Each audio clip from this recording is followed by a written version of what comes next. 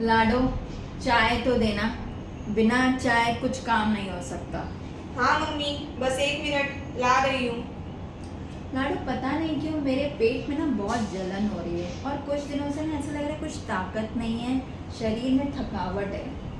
Mummy, खाली पेट चाय नहीं पीते, कुछ उसके साथ ला दो। नहीं लाडो, बिना पूजा किए मैं कुछ नहीं खाती, सिर्फ चाय पीती हूँ। इसके बिना चलेगा ही नहीं। हाँ मम्मी, ये लो चाय।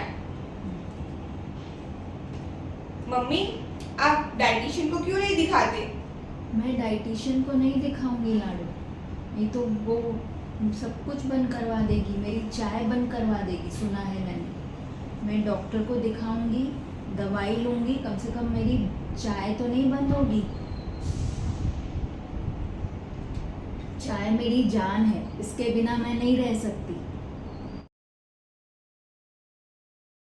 हेलो एवरीवन, आज का टॉपिक है T on empty stomach, the hidden danger. आज हम एक केस के बारे में बात करेंगे जो एक रियल स्टोरी है।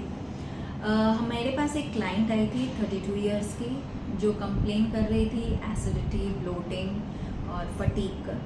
तो जब हमने उनसे राइटली रिकॉल लिया तो उसने बताया कि मैम मैं मील स्किप नहीं करती हूँ, so I don't think so that should cause the acidity. Only the thing is that I just have ginger tea strong on empty stomach. That's it. I don't understand why I'm going through this problem. जैसे ही मेरी client ने ये बोला, I got a click कि somewhere this is the only problem. उसको example बताया, non stick pan जिसको आपने गर्म किया और उसमें आपने चाय डाली तो क्या होगा? धुआं निकलेगा। जब वो धुआं निकलेगा तो क्या होगा? बर्न हो रहा है। वही इम्पैक्ट हमारे स्टमक में हो रही है कि जब हम एम्प्टी स्टमक हम चाय ले रहे हैं तो एक्चुअली धुआं उड़ रहा है। क्यों ये धुआं उड़ता है? There is a scientific reason.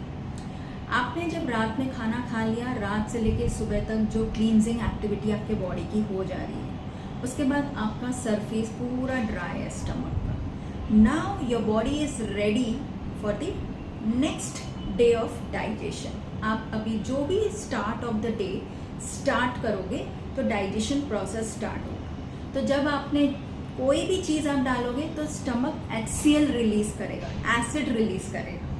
तो आपने शुरुआत की किससे की? चाय से की। चाय में क्या है? टेनिन है, कैफीन है। जैसे ही आपने ये चाय लिया, आपके बॉडी में गया, स्टमक ने HCl रिलीज किया, धुआं उड़ा। और इस धुएं से इनिशियली तो आपको कुछ इम्पैक्ट नहीं हुआ, बट आपकी जो स्टमक की लाइनिंग्स हैं उनको डिस्टर्ब कर दिया, अंदर के फंक्शन, अंदर के प्रोसेस को डिस्टर्ब करता गया। और ये एक दिन की बात नहीं है। The lady was 32 years when she was started her 20s, तभी की थी। मतलब इतना टाइम लगा, ग्रेजुअली धीरे धीरे उसने अपनी जो आदत बनाई होगी चाय लेने की, वो उसको 32 इयर्स में व्हेन शी रीच्ड, ग्रेजुअली उसके पहले से उसको तकलीफ आ रही थी 2 साल पहले से, but she was ignoring it. वो दवाई ले रही थी एसिडिटी की और इस प्रॉब्लम सॉल्व हो रही थी, दवाई ले रही थी, बट रूट कॉज उसको पता ही नहीं था। सो इस केस से हम लोग अभी ये अंडरस्टैंड करेंगे कि what happens in stomach. So stomach में क्या होता है कि जब आपने चाय ली तो उसके वजह से बॉडी में एसिड इंक्रीज हो जाता है, और कई बार कंटिन्यूस इस हैबिट को जब हम कंसिस्टेंसी रखते हैं तो हमें हैवीनेस होता है, बर्प्स आते हैं, फटीग होता है, हेडेक होता है। सो ये सारे बॉडी में सिम्टम्स आते हैं। बट ये सिम्टम्स क्यों आते हैं? क्योंकि कहीं ना कहीं चाय पीने से हमारा कॉर्टिसोल हार्मोन इंक्रीज होता है, which is a stress hormone. वो स्पाइक होता है, और स्पाइक होने की वजह से 1 to 2 आवर्स हमें एनर्जेटिक फील होता है, बट अगेन हमारी एनर्जी लेवल ड्रॉप हो जाती है। और इस ड्रॉप के वजह से हम फिर से वापस सोचते हैं कि हम फिर से एक चाय और ले लें, right? So that we should give the energy to our body, but that is what we keep on doing wrong things. और इसी वजह से प्रॉब्लम्स बढ़ती जाती हैं।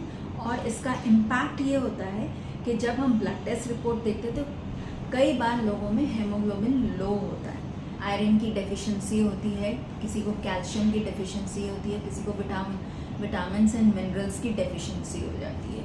सो because of intaking tea on empty stomach, so due to which it kills your nutrition. So यहाँ पे हमने जब क्लाइंट को प्रॉपर गाइडेंस दिया कि how she should manage this without skipping her tea, we gave her better alternatives how to fix it. So हमने उसको बोला कि सुबह उठ के आपको फर्स्ट थिंग इज़ आप अल्कलाइन हर्बल टी से स्टार्ट करें। After 30 minutes you can have your tea, and either you can have a light breakfast, and after 45 minutes you can have tea. So when she started this, we got the result while doing a follow-up. After 10 days her acidity was reduced, and gradually after 45 days her hemoglobin was also improved. When she started changing her habits, she started seeing the results. So the conclusion of this topic is, tea is not bad. It's all about when and how you have it. I hope this video is helpful to you, and from tomorrow morning you will start your day with alkaline. And do share this video with child lover friends, and follow us for more real stories and practical nutrition tips. So ensure health starts not in the gym, it starts with your morning routine. Thank you.